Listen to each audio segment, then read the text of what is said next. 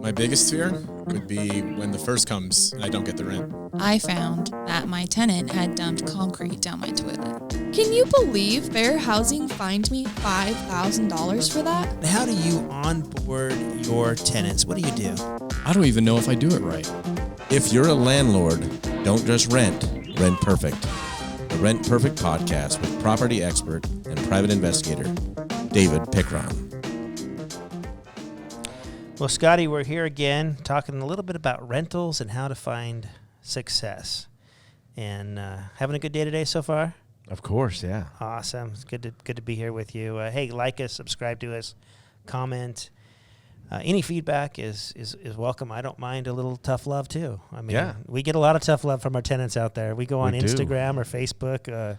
We're the devil. And I don't mean to be like that. Not trying to be. We're just trying to protect our flock, and that is the landlords around the country who do a great job providing. Nobody likes the educator when it goes against what your stance is, whether that's correct or not. So, well, we've seen in most areas of the country, and I got to be careful because I'm not an expert in most areas of the country, but we've seen rents go up quite a bit, and we're keeping up with our rents and raising rents as need be, and which has been a great place to be and making a little bit, hopefully, more money in your pocket. But all good things kind of come to an end a little bit, and now we're starting to see stagnant a little bit, rents trying to not increase anymore here. And I have a feeling we're going to see them dip a little bit. We're having record evictions, and evictions create empty houses, and it creates more rentals on the market. And then landlords have to compete with each other to fill up their property. Yeah. But one of the things that you see as we go into an economy that I believe we're going into is you see people not have as much liquid cash as they did before when they're working overtime and they're making good money. And sometimes these rents, for example, in Arizona, it's not uncommon single-family home to be $2,500 to $3,000. So if you come apply, I'm going to ask you for your first month's rent of, say, $2,500. I'm going to ask you an equal amount for your deposit. You're going to have $5,000 in the bank that you're going to give to me before I hand you the keys. Right. So now we're seeing a situation where people are saying, hey, listen, I've got your $2,500 first month's rent. I get paid on the 15th. I get paid on the 1st.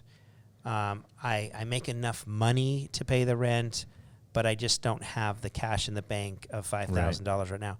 Would you be willing to give me some installment loans on that deposit? Right. So I want to talk about the position that you're in when you agree to do that, and maybe if you should or shouldn't put yourself in that position. Right.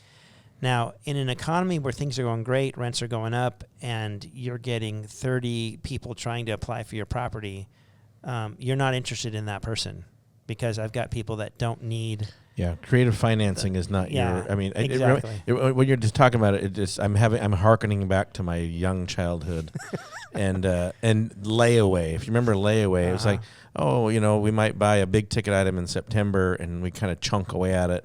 So that when Christmas came around, I remember going to pick stuff up with my mom, like, oh, it's been on layaway, right? Right. We can't really do layaway housing.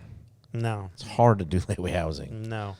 But we will run across some really good people with good jobs that could be good business partners for us, but just don't have the chunk of money in the bank right now.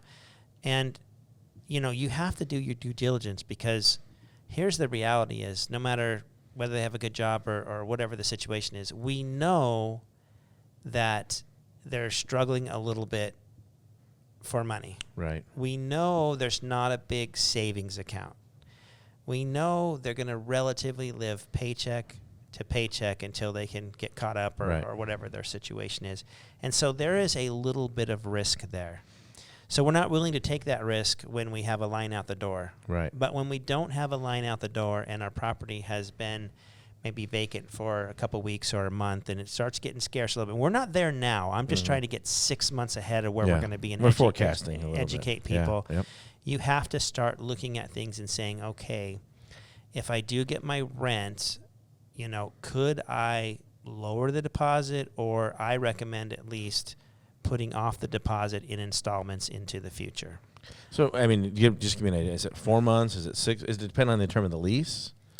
No, I wouldn't. For me personally, I wouldn't go over 2 months. Okay. I want that deposit into the account within 2 months. Now, I don't love this at all. First of all, Right, if they're my choice, I would never do this. This is not choice 1A. But this is changing your philosophy in a market where, do I want that to sit there for another month where I lose $2,500, which is the deposit, right? Or are these people, do they qualify and meet my criteria and income is good enough and they show me that this will work? See, I have to say, okay, if you're going to pay me a deposit installment, like half on the 15th, half on the 15th of the prior month, right? So you're going to pay me $2,500 to move in. You're going to pay me $1,250 on the 15th. You're going to pay me $2,500 for rent the next month on the 1st, and then you're going to finish up your deposit at $1,250 on the 15th. You have to show me that you can do that. Yeah. I have to believe that that's possible. Right. It Now, creates a pattern, right? Yeah. So how am I going to do this? Now, I'm going to go through my normal criminal credit, eviction, all that stuff, right? And hopefully you have 0 of those. Because if you have a lot of that anyways, I don't know that I'm going to be so willing to. Yeah. We're strike 2 or 3 now. Yeah, to flex here, right? Right. But if I'm going to flex, I want to see for sure your bank statements. Okay. 100%. I want to know that W or the paycheck stub you gave me isn't just started. There's a little bit of a track record. Yeah. You know what I mean? I might even ask some questions, and what I'm looking for is, why are you in this situation? I mean, the reality is rents are so high right now that there's not a lot of people out there that have $5,000 just sitting in the bank with inflation going up and with, gas prices and food prices, and so I would just tell the landlords out there, just make sure that the payment plan that you set up makes sense and is achievable. If they're so close to the line, it's just might not be worth doing. Yeah. So I make the deal. I feel like somebody can do this deal and they can make their payments on the 15th for me, and so I decide to rent to the people, and I hand them the keys. And the first 15th comes around, and they pay me my $1,250. And I'm like, okay, we're well on our way. Yeah, we're halfway home. Halfway home. The first of the next month comes, they pay their full amount of rent. Okay, great. What happens on that second 15th installment payment? What happens if they don't pay that amount? Where are you at that point? Right? Yeah, great question. I sure hope you've written some kind of provision into your lease that addresses this, right? That we're going to have that accounted for. Absolutely. So, what a lot of people would say, okay, well then you just go evict them. Yeah, no, thank you. Yeah, that's not a fun thing, especially 2 months or a month and a half into a brand new partnership. But the reality is since they paid their rent on the 1st, rent is paid. Yeah. So you can't really evict them for non-payment of rent. Right. Because it's not rent you're waiting for. The reality is a deposit is their money that you're holding. But it's their money. Yeah. So they didn't give you their money, but what they did is violated your lease. So you were right on point. If it is not documented in your lease that they are required to pay that $2,500 lease payment, then they're violating the lease. So depending on what state you're in, there is a lease violation procedure that usually is different than non-payment of rent that you need to go down. And so there's a chance if you went all the way through evictions, you could get attorney's costs, filing fees and all that stuff, but there's no rent that you would get to collect because they did pay that $2,500 on the 1st. And so moving forward, just talk to your attorney. I am not legal counsel. I am not your legal counsel. I am not giving legal counsel.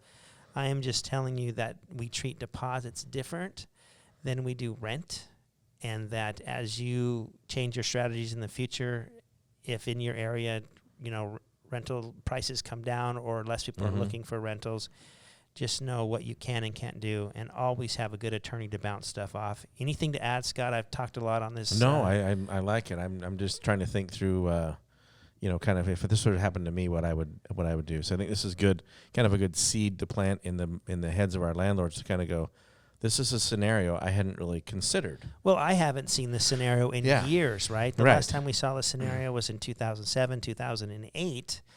And you almost forget about it because life has been so good for us. And I hope we don't have to go to this scenario. But in a way, if we go to this scenario, prices will come down.